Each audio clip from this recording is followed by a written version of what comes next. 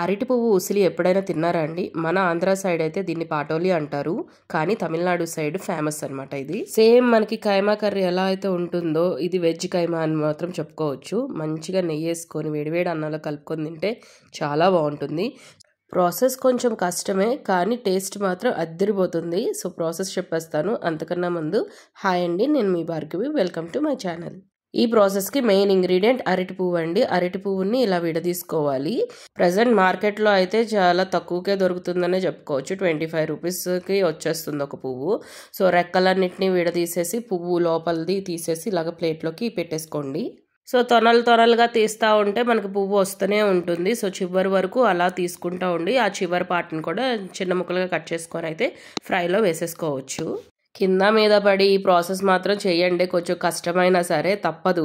నాకైతే ఇంత కష్టపడ్డా అసలు కర్రీ ఎలా వస్తుందో అన్న ఫీలింగ్లోనే ఉన్నాను ఎండింగ్ వరకు అయితే.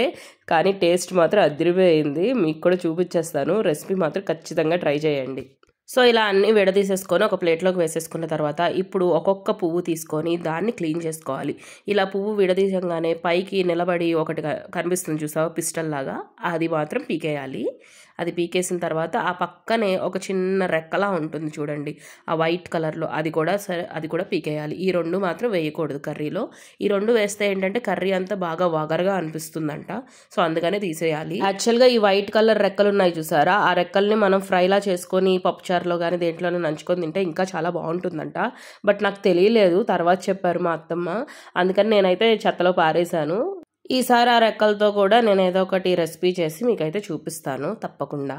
సో ఇలా అన్ని పువ్వుల్ని తీసైతే పెట్టేసుకోవాలండి క్లీన్ చేసుకొని. కొంచెం టైం పడుతుంది, బట్ ఓపిక అవసరం ఈ కర్రీ చేయడానికి. ఇవన్నీ ఒలిసే ముందే చేతులకి కొబ్బరి నూనె రాసుకొని ఒలిస్తే బెటర్ అని అన్నారు. ఎందుకంటే కొంచెం జిగురుగా ఉంటుందంట. సో స్కిన్ అంతా జిగురుగా ఎక్కడన్నా కొంచెం బ్లాకిష్ మార్కల్లాగా పడతాయంట.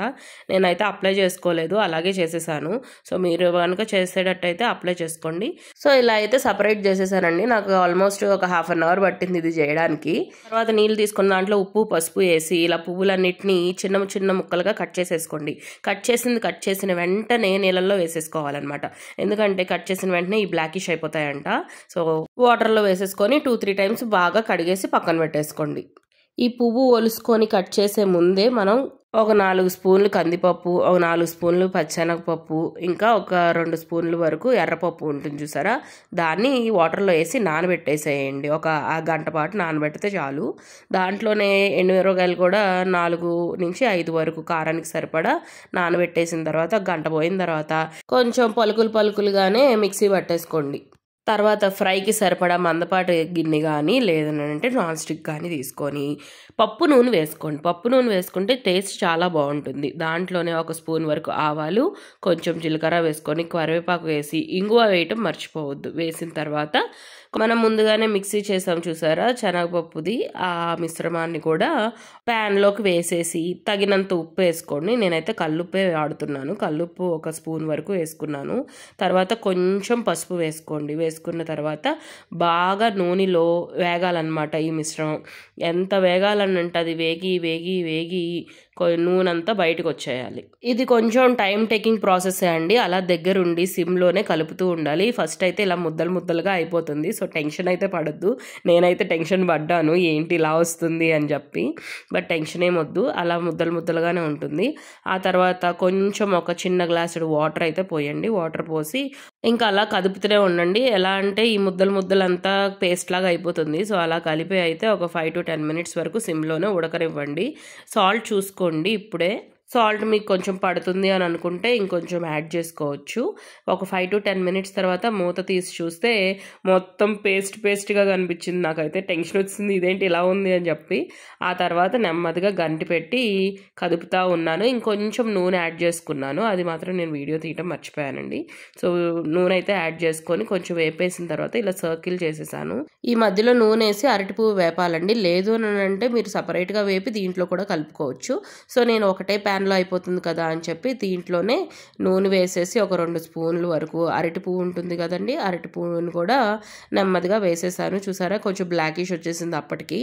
మీకు ఇలా బ్లాక్గా కాకుండా తెల్లగానే ఉండాలంటే ఇంకో చిన్న టిప్పు చెప్పమంటారా? మజ్జిగ ఉంటుంది చూసారా, పల్చని మజ్జిగ, అందులో ఈ పువ్వులన్నీ వేసి 2-3 సార్లు కడిగితే తెల్లగానే ఉంటాయంటండి పువ్వులైతే, మా అత్తమ్మ చెప్పారు.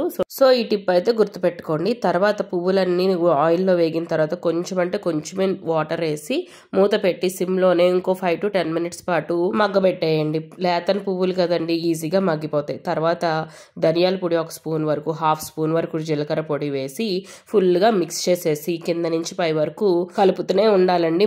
ముద్దలుగానే ఉంటుంది స్టార్టింగ్ అయితే. తర్వాత అలా కలుపుతా ఉండగా ఒక 5 to 10 minutes పాటు అప్పుడు ఆయిల్ సపరేట్ అవటం స్టార్ట్ అవుతుంది. ఆ టైంలో పచ్చి కొబ్బరి తురుము లేదంటే ఎండి కొబ్బరి తురుము కూడా వేసుకొని మళ్ళీ కింద నుంచి పై వరకు బాగా మిక్స్ చేసేయండి. తర్వాత కర్రీ మనం ఇంకా కొంచెం పొడిలాడాలి అని అనుకుంటే ఇలాగా టాస్ చేసుకోండి, ఇంకొంచెం ఆయిల్ యాడ్ చేసి. లేదు అని అంటే ఇక్కడతో స్టాప్ చేసి కొత్తిమీరతో అయితే గార్నిష్ చేసేసుకోండి. ఒక సాంప్రదాయమైన వంటకం అండి ఇది, ఖచ్చితంగా ట్రై చేయాల్సిందే. వేడివేడి అన్నంలో కొంచెం నెయ్యి వేసుకొని ఈ ఫ్రైతో తింటే చాలా బాగుంటుందండి. మీరు కూడా తప్పకుండా ట్రై చేసి ఎలా వచ్చిందో నాకు కామెంట్ చేసేయండి. అంతేకాకుండా ఈ రెసిపీని మీ వెజిటేరియన్ ఫ్రెండ్స్కి షేర్ చేయడం మర్చిపోవద్దు. ఇలాంటి మంచి రెసిపీస్తో మళ్ళీ మీ ముందుకు వస్తానండి. Thanks for watching. బాయ్.